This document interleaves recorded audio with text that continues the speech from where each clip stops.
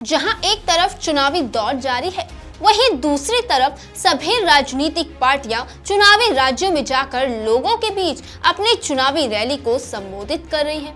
अब इस बीच मध्य प्रदेश के सागर जिले में एक रैली को संबोधित करते हुए कांग्रेस अध्यक्ष मल्लिकार्जुन खड़गे ने बीजेपी की पोल खोल दी है। बताएंगे पूरी खबर, लेकिन उससे पहले नमस्कार, मैं साक्षी और आप देख रहे हैं देश नीति।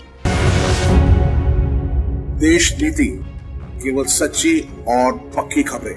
एक तरफ 2024 का लोकसभा चुनाव और दूसरी तरफ साल के अंत में मध्य प्रदेश, राजस्थान, मेघालय, तेलंगाना, छत्तीसगढ़ जैसे राज्यों में विधानसभा चुनाव होना है, जिसे लेकर सभी राजनीतिक पार्टियों में आपसी वार पलटवार का दौर भी जारी है। अब इस बीच मल्लिकार्जुन खड़गे बीजेपी सरकार पर गरजे। जी हाँ, बिल्कुल ठीक सुना आपने।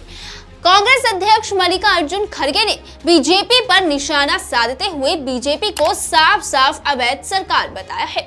खड़गे ने बीजेपी पर आरोप लगाते हुए ये कहा कि बीजेपी ने हमारे विधायक चुराए हैं, ईडी का डर दिखाकर मध्य प्रदेश में सरकार बनाई है और ऐसा ही कुछ बीजेपी ने कर्नाटक और मणिपुर में भी किया था।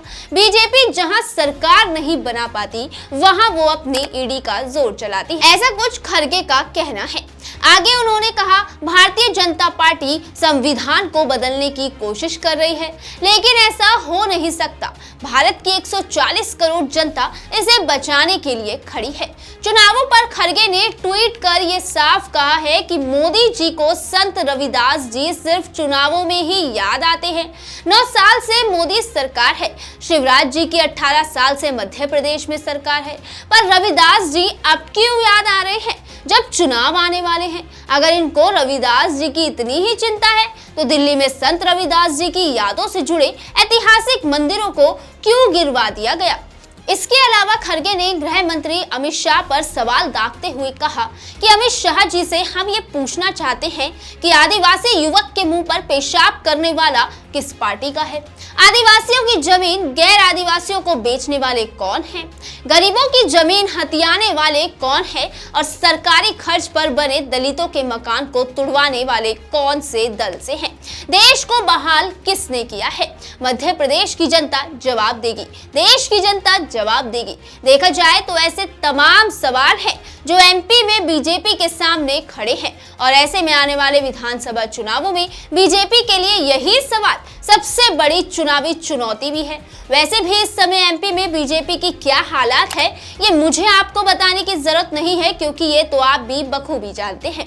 अब ऐसे में एक तरफ एमपी का विधानसभा चुनाव और दूसरी तरफ बीजेपी के खुलते चिट्ठे बीजेपी की चिंता काफी हद तक बढ़ा भी सकते हैं।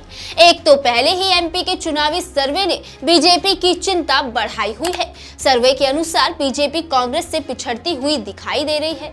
देखिए, यहाँ कहने का मतलब बिल्कुल साफ है कि इस बार बीजेपी की खुलती पोल उसे एमपी में बड़ा झटका दे सकती है। वैसे आपकी इस पूरी खबर पर क्या राय है, कमेंट सेक्शन में जरूर बताइएगा, और ऐसे ही तमाम खबरों के लिए देखते रहिए हमारे चैनल देश नीति को। ऐसी खबरों के लिए आप हमें फेसबुक पर भी फॉलो कर सकते हैं। तब तक के लिए धन्यवाद, मिलते हैं अगली वीडियो के साथ। आपका एक सब्सक्राइब हमारे लिए महत्वपूर्ण है।